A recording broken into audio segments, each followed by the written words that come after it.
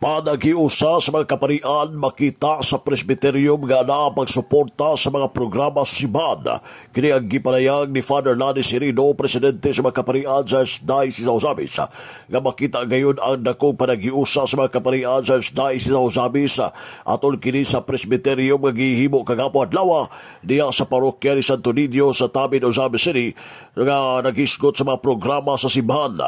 Giyapayag og dugang sa presidente sa Diocese sa Ozamis sa mga kaparian nga highlight sa gihimo panagtagbo sa mga kaparian gagapon ang umaabot nga kalihukan sa simbahan ang panghilin sa mga payag sa umabot nga Oktubre 12, 2024. Din ana kang pagtambayayungay sa mga kaparian ilabi na ang paghimo sa mga sugong alang sa healthcare sa mga kaparian.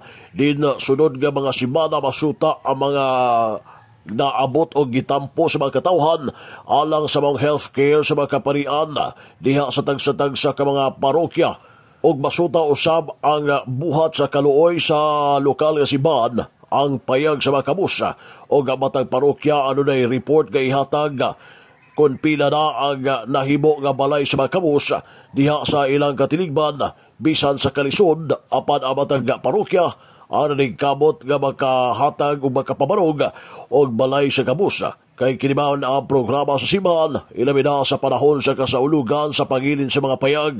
Sukad pa niadtong 2018 sa Tibok Archdiocese sa Ozamis.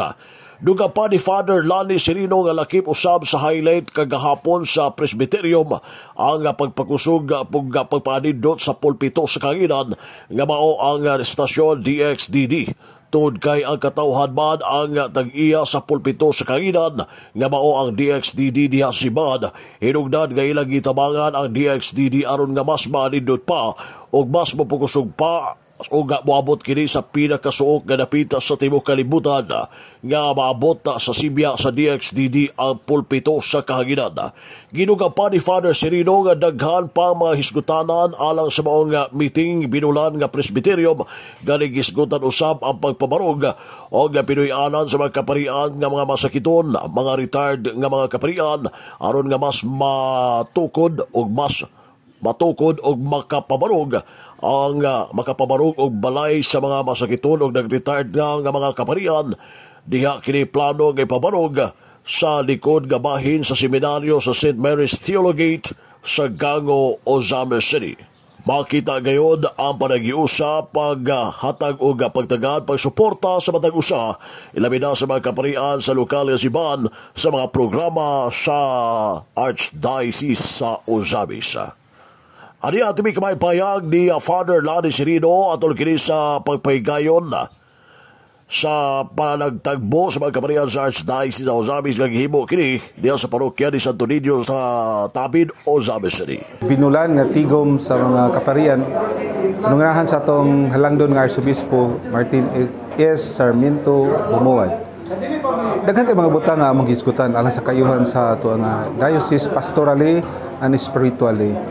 Isa ganin mao ang ato ang ipangandaman nga pangilin sa mga payag nga din gi-highlight dinhi ang mga tawo nga ni hatag ni gahin sa ilang mga kakayahan, mga kusog ug bahandi aron pagtukod sa atong lokal nga simbahan labi na sa nakadaiya nga mga apostolate o mga ministries niini. Isa nini mao ang pagtukod og mga payag nga din bisan sa kalisod makahatag gihapon ang mga katawhan o mga parokya nga makahimo nini alang sa atong mga mas nanginahanan gid kaayo nga mga tawo aron mabuhatan og mga payag. Dili lang sa payag kundi ang mga panglawas usab sa mga kaparian o healthcare nga program sa atong diocese pinagi sa sugong ato ipalusad niini.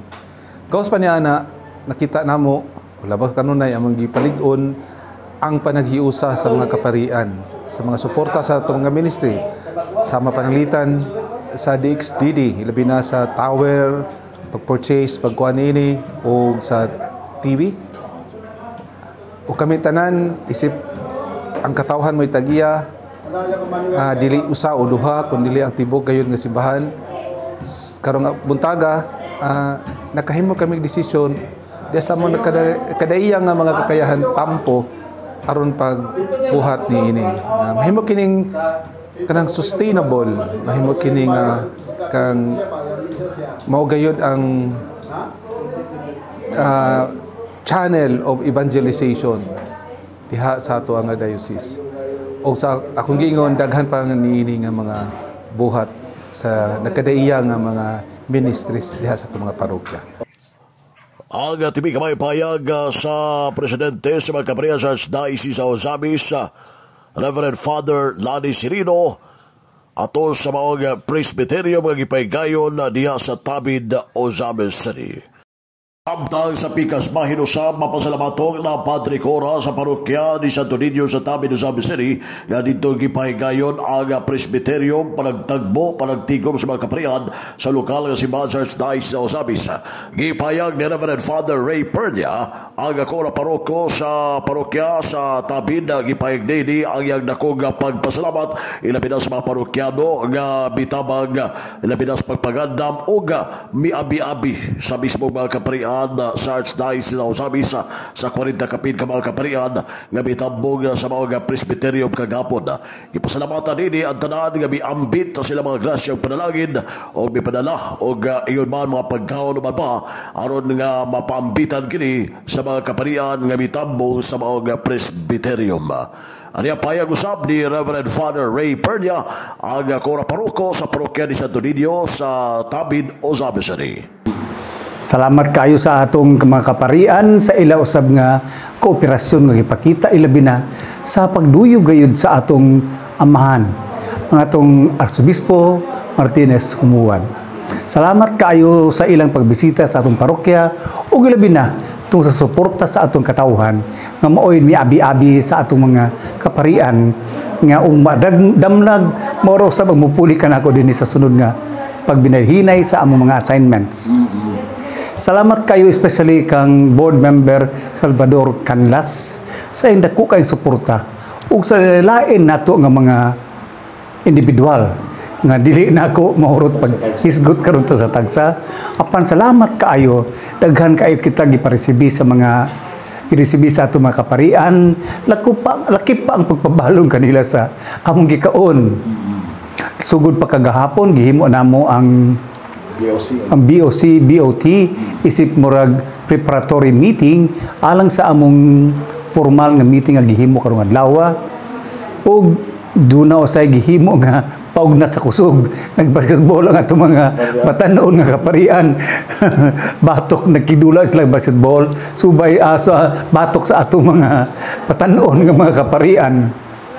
Manindot kayo kuno ang ilang kasinatian o pagkahuman ni gisundan kini ni adtong among makanunayon nga gihimo nga pagampo sa hapon dinhi sa amo sa simbahan o adunay gihimo nga mubo nga pagmamalandong nga akong gigihan isip maoy magdumala niini sa akong agi pagresibi sa ato mga kaparian nga dinhi naghimo sa among binulan nga tigom sa parokya ni Santo Niño din sa Tabid. Ang tibi kamay payag sa Cora paroko sa parokya si Santo Niño sa Tabid, Reverend Father Ray Pernia ato sa paghinabi sa DXD News Team. Alang sa DXD News Team Radio Campana, ang radyo sa Siban, W. Manuel Ronquillo Gier, Danag sa Negban.